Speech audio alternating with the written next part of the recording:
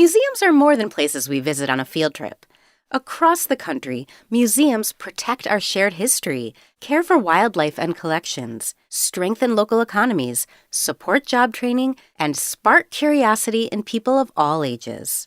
Right now, you can help make sure museums stay strong for future generations. Museum Advocacy Day is a national moment when people contact Congress to ask for continued support for museums and the federal agencies that fund them. Learn how to take action at aam-us.org and tell your representatives that museums matter to education, to communities, to the economy, and to our democracy.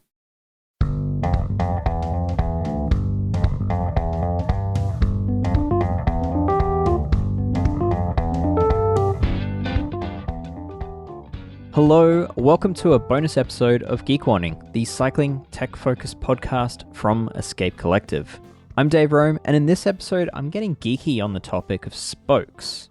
I recently wrapped up a long-term review where I compared two identical gravel wheel sets, one built with bladed steel spokes, and the other with Berd spokes, a spoke made from Ultra-High Molecular Weight Polyethylene, aka Dyneema. Those white Berd spokes have been growing steadily in popularity, and off the back of Tom Pidcock and Pauline Ferrand Prevot winning the last Olympic Games on them, I was ever more curious.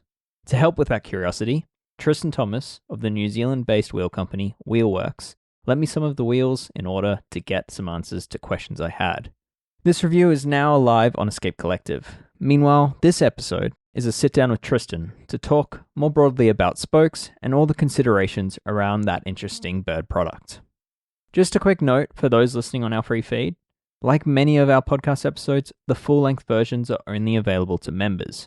Everything we do at Escape Collective is created for our members who make it all possible. We're a young media business trying to cover the sport of cycling without taking revenue from those we write about. If independent journalism matters to you, you want access to all that we offer, or you just want a website that's not trash to look at, then please consider joining at escapecollective.com/geekwarning. All right, on with the show. Tristan of WheelWorks, how are you doing? I'm doing very well, thanks, Dave. Where do we find you right now? I'm at home this morning, in a suburb of Wellington, Karori. It's quite a windy day, as it often is in Wellington, so you might hear some birds, but you might hear the wind in the background as well. Okay, all right. And a day of working from home rather than on the wheels? Yeah, I try and do one day a week at home. Okay. I think often with small businesses, customers probably underestimate how much stuff needs to go on behind the scenes to actually make wheels roll out the front door. And one day a week at home, I can do some of the sort of the bookkeeping, accounting stuff. But kind of more importantly, I get to do all the problem solving stuff. Like I really enjoy the problem solving side of wheel building.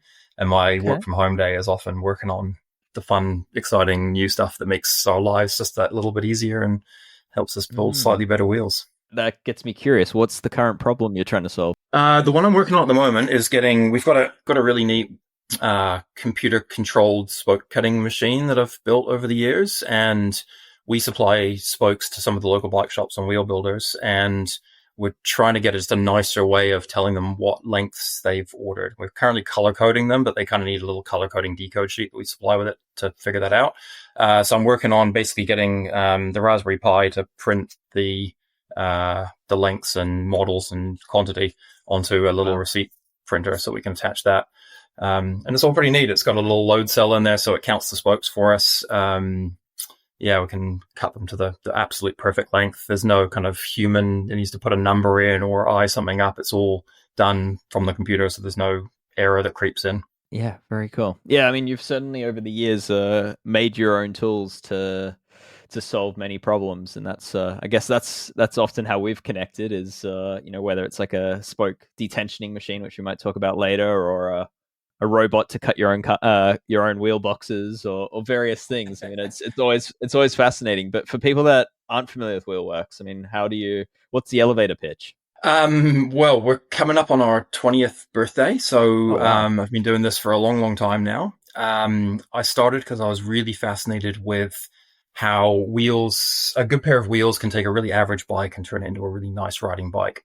And the opposite is true. You can take a really nice bike and you can put an average set of wheels on it and turn it into a pretty average riding bike.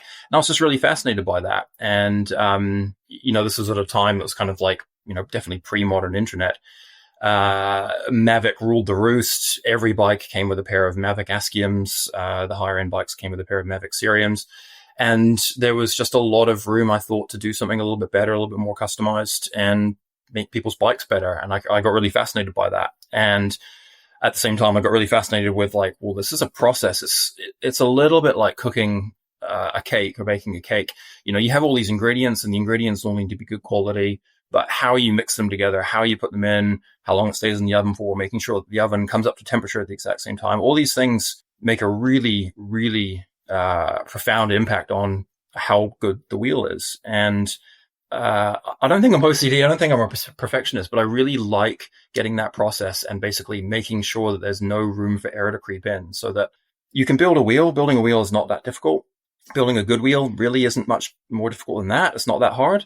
But building really consistent good wheels is just really, really difficult. And that's where I think we've done really, really well, is that we've figured out how to do that. And 20 years later, many thousands of wheels later, here we are. Yeah, okay. Yeah, I was going to ask, what's the wheel count out these days? I don't know. It's just kind of it's really weird. Like, we do all this amazing record keeping, and I can look back on literally every wheel we've ever built and find, the spoke lengths, what grease we used between the nipple and the thread and all that sort of stuff. But I don't have a count for how many wheels we've built, but it would be, it's definitely the tens of thousands. Yeah, wow. Okay. Well, yeah, that's, I hope people are starting to understand why I've got you on the podcast now. But basically, yeah, I had some queries over spokes. I started to get quite keen on the idea of Berd spokes and how they're starting to appear in World Cup racing. And, they've already won the Olympics under the likes of Pauline, Ferrand, Prevot and Tom Pidcock. And starting to see them come through the elite ranks. And I got very keen on trying to figure out how much of a difference a spoke makes. At Escape, we've reviewed Berd spoke wheels, but I haven't seen much where it was just testing the spokes. It's always a whole wheel set, and we're making some assumptions around the impact the spoke's making. And I really wanted to just figure out, let's remove the variables, and I just wanted to figure out what's the spoke doing. And I reached out to you because I knew you've got quite a lot of experience with Berd spokes. You have come up with all sorts of internal processes that make these things more reliable or make the build better. And I also knew you do your own wheels with your own rims and your own testing and all that. And I figured you were well placed to maybe help me with this, and you generously lent me some of your demo wheels, which were basically the same wheel sets, but just a change between steel bladed and Berd spokes. Two otherwise identical wheel sets with change in spokes. And you left them with me for far too long. Thank you for the the long test period, but almost a year on, I'm ready to send them back to you. And I think it's time to wrap that up, and that's what this conversation's all about. So from that, let's talk spokes. You mentioned wheels are a matter of, making a cake with, you've got a recipe and you've got ingredients. So how much of, how important are the spokes in terms of the ingredients you put into a wheel cake? They're important, but I think with everything with a wheel, it really isn't the sum of the parts. They all come together and make something better than their individual things. So it's okay to kind of analyze each of the components of a wheel, but how they fit together, I think, makes more of a difference than just swapping out one thing for another thing. Yeah. Yeah. Okay. Spokes traditionally are made from steel. In the last few decades, we've seen aluminum spokes. Probably Mavic would be the best first example of that. There's also been companies making titanium spokes. In more recent times, we've had carbon fiber spokes kind of popping up and making a bit of an appearance. And then about 8 years ago, I think Berd started making these ultra-high molecular weight polyethylene spokes out of a fabric, Dyneema fabric. And they're basically like a high-tech shoelace. They kind of feel like in your hand. They have a small metal threaded section, which goes into a normal spoke nipple at one end. And then at the other end, they've got a little hook, which attaches to the hub in a couple of different ways. The material itself is about 2 millimeters in diameter, and it feels like a shoelace. It's kind of got a little bit of stretch to it in your hand. It can tie easily into a knot if you wanted to do that. It's It's lighter than water. It floats on water. It doesn't absorb any water. It's just a really unique, incredible material that gets used in climbing ropes, lightweight bike packing equipment. Some shoes have been made out of it. America's Cup's yacht use it for the sails. So it's a really cool material. Interesting. And so Berd, I guess, are not wholly alone in doing similar spokes. There are some other brands. Are there big differences between the other brands in your experience? Like I'm thinking like the one brand comes to mind is Pi Spoke. How much variance do you see in that? Yes, there are other brands. Berd have a couple of patents on the way that the spoke attaches to the hub. So Pi Rope go about it in quite a different way. One of the things that really attracted us to Berd spokes were that we can use, basically we can use any hub and modify it to work with the Berd spokes. We're not limited to a specific model of hub.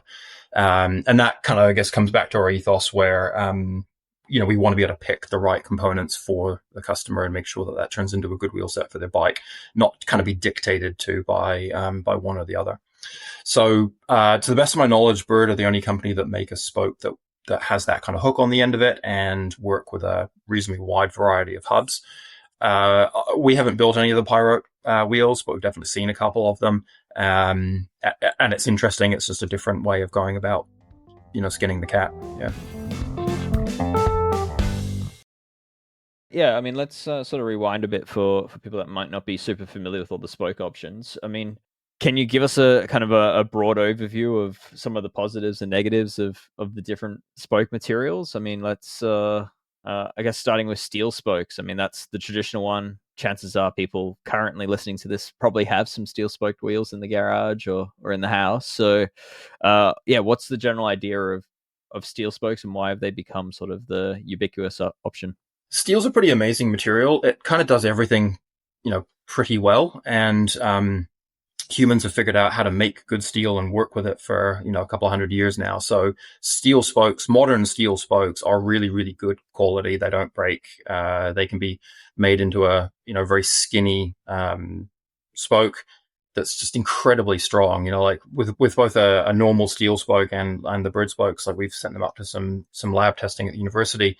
And they'll take about 360 kilograms of force before a steel spoke breaks, which, when you think about a 1.5 millimeter piece of steel wire that's got like 3 rugby players hanging off of it before it breaks, like it is just a staggering amount of force that a small amount of material can take.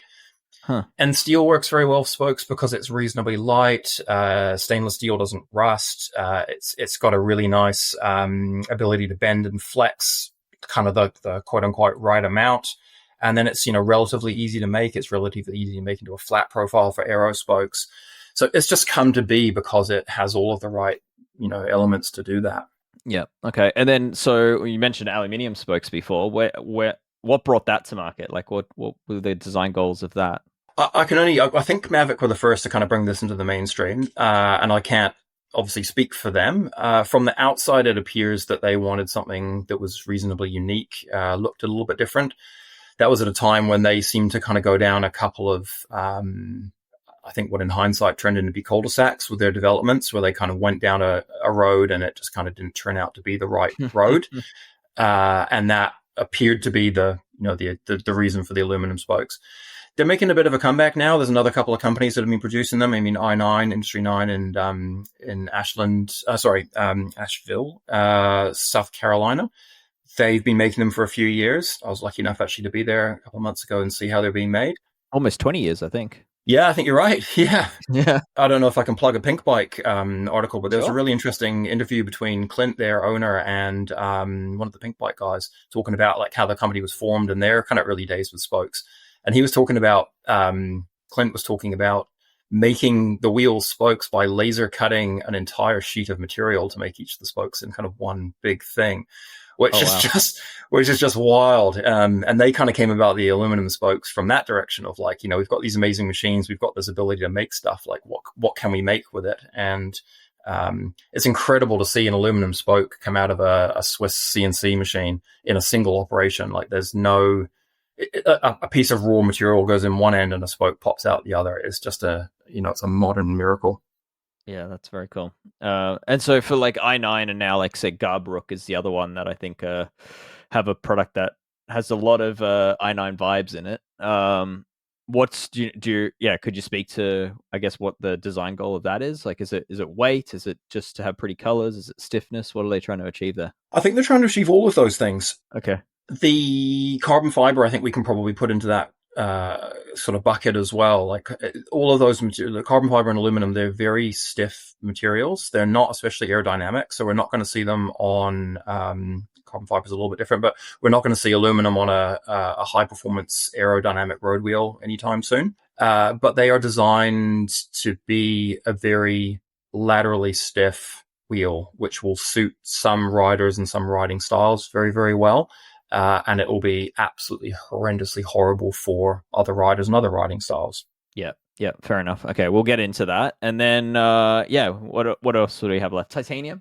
Titanium. I know DT Swiss even at one point was making titanium spokes. They don't anymore, but yeah, it has been a material that's sort of come and gone over the years. So yeah, where does that fit in? Yeah, there was another company, I think Maori or Mori or something they were pronounced that did them as well. And they came in tie-dye, which titanium I think is a really interesting material. I think it's probably kind of time for someone to kick that off again and have another look at it, because it's got a lot of the attributes of steel. It's kind of reasonably easy to work with. It forms really well. It's got a really good fatigue resistance.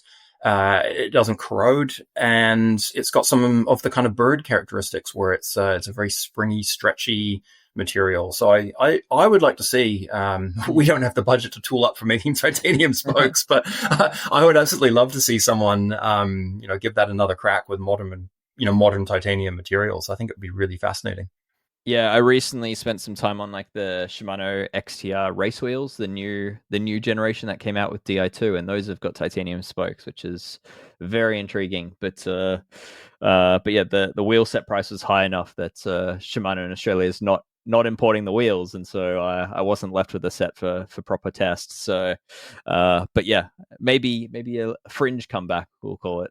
But yeah, it is interesting to see someone like Shimano doing it. But all right, well, that leaves us with two others. We've got carbon fiber spokes. What are the design goals there? I mean, that's probably the most popular material of 2025, dare I say. It's the most spoken about material, pun not intended. But yeah, what's the goal there? Yeah, I mean, we've obviously seen carbon fiber come into everything in a bike and, for the most part, make it better. I think spokes, if we lived in Switzerland or Singapore or somewhere where we've got these perfect blacktop roads without a single, rock or pothole on them, I think our customers and myself would probably be a lot more interested in carbon fiber spokes.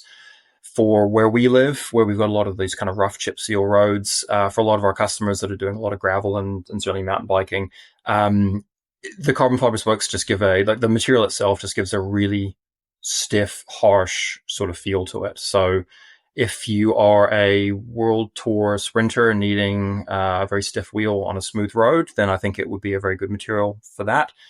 For a lot of other people, it's probably not a very good material for that.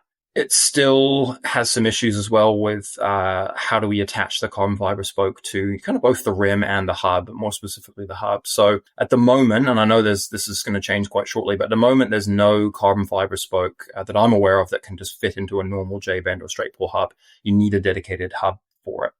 And again, that kind of that doesn't work for me and for our business. It's certainly, I'm sure it'll work for other people, but it doesn't work for us. Gotcha. Okay. So I guess the carbon fiber, very light, can be very aero, but also very stiff, which, as you're saying, can be of benefit in some use cases, but also perhaps not the ideal attribute in other use cases. So yeah, certainly one of compromise. And then that brings us to I guess spokes like Berd. What's the goals there? Like I know originally Berd came to market thinking they were going to be the leading in weight. Like the number one design goal was to save weight out of a wheel set, but there's more to it than that they perhaps coincidentally came across. Yeah, and that's interesting because I think, Berd approached it that way, and a lot of our customers kind of approach it that way as well. We got introduced to Berd. We did our first Berd wheel set about 5 years ago, and it was a customer that was looking to save weight. And they approached us saying, have you tried these things? We said, no. Are you interested in trying them? Said, yes. And there was a time where we were pushing 30 millimeter internal mount light rims and 35 millimeter mount light rims, which at the time were very, very wide, and with a view to improving, ride comfort, and the same on the road, like pushing a wide road rim. And I was kind of fascinated by, the tech behind Berd and the fact that it was a little bit different. Like a lot of customers, this original one came in saying, I want to build some lighter wheels. Can we do it with this spoke? Built the wheels up. He rode them, came back saying, yeah, they're lighter, but the first thing I noticed was how smooth they are.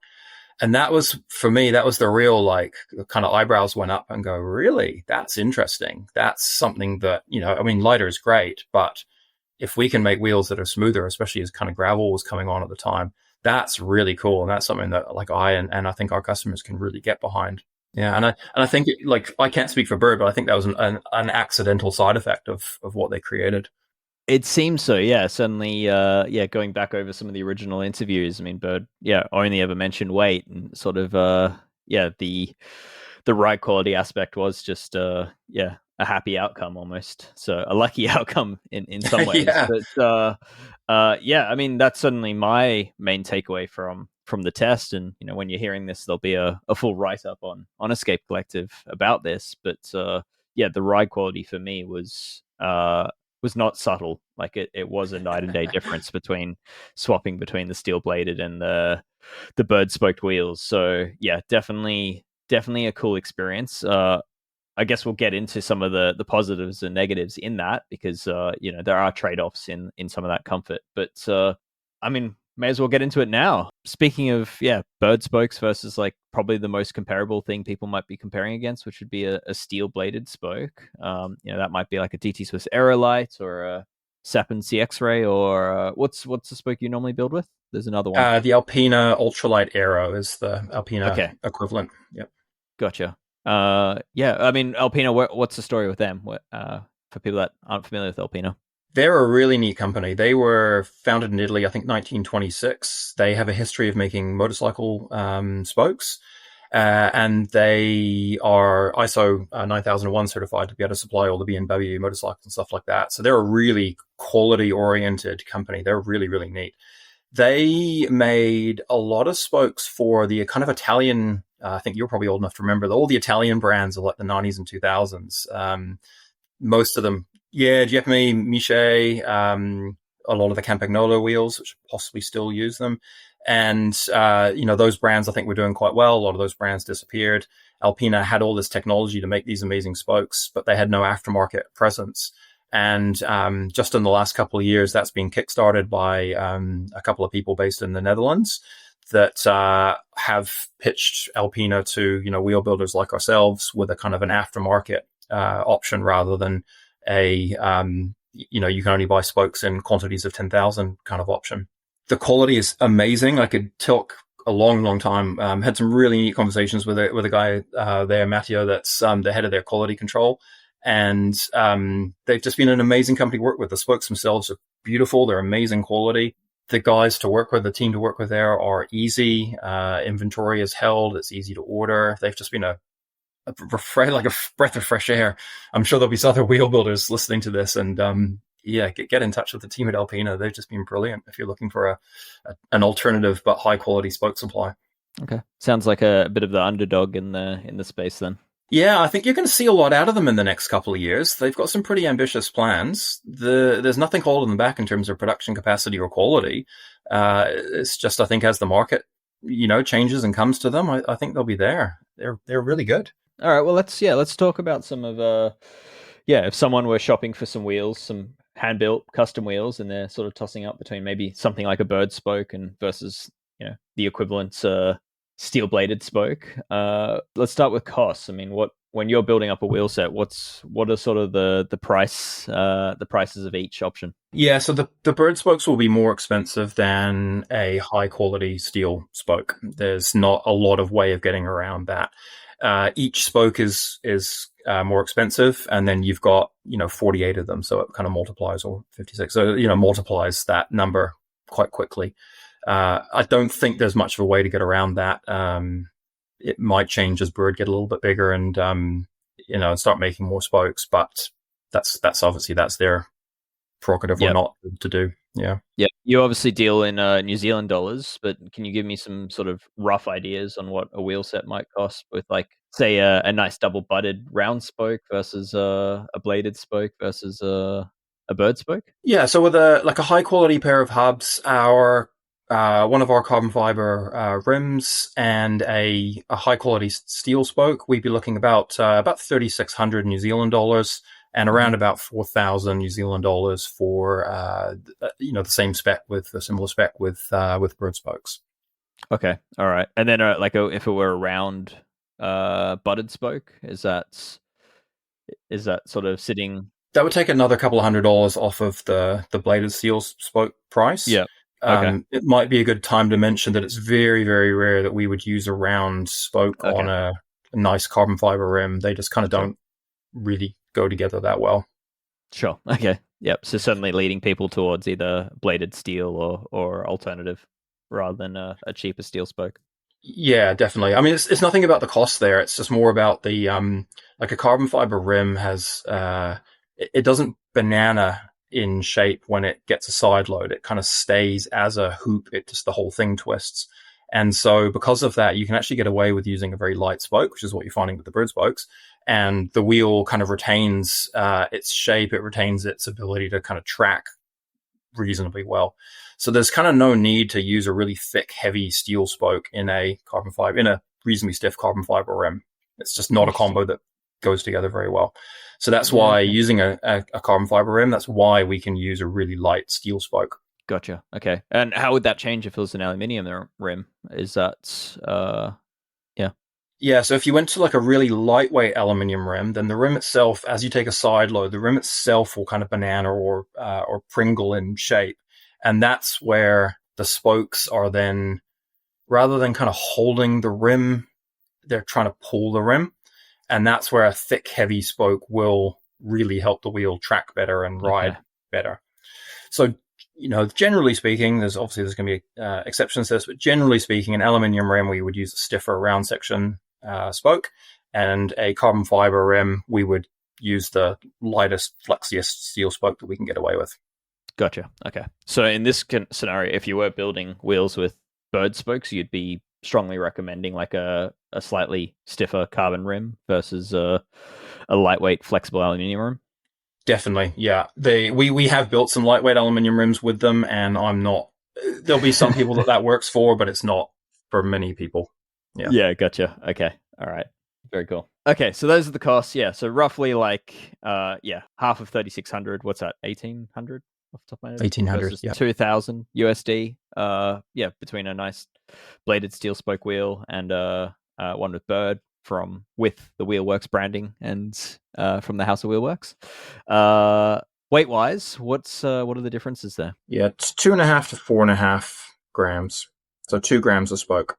Okay. Yeah, so 2.5 grams of spoke. I mean, what that worked out to be on the gravel wheels that I was testing. It was the OG, is that what you call them? That's right, yeah. You had our 25 mil internal OG rims with a hooked bead. Yeah.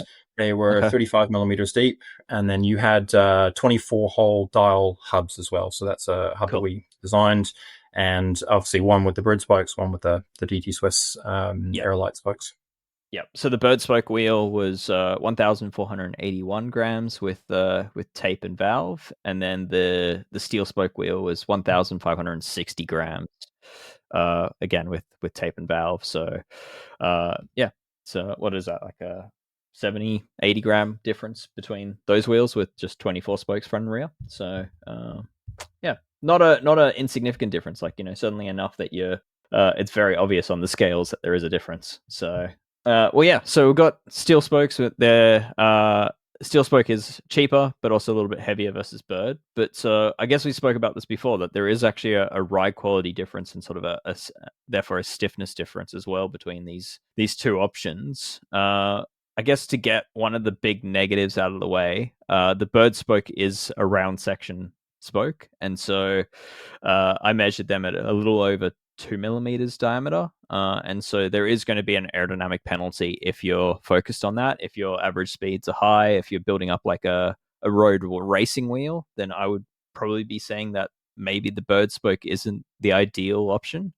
And I think that sort of explains where we see them most is really on the mountain bike side and also the gravel side, where like ride quality and comfort are sort of most significant. Has that been your experience with where the demand is for these Berd spokes? On the road side, we've built a few wheels with like the ultralight tubular rims for hill climbing bikes, where the weight is the ultimate goal.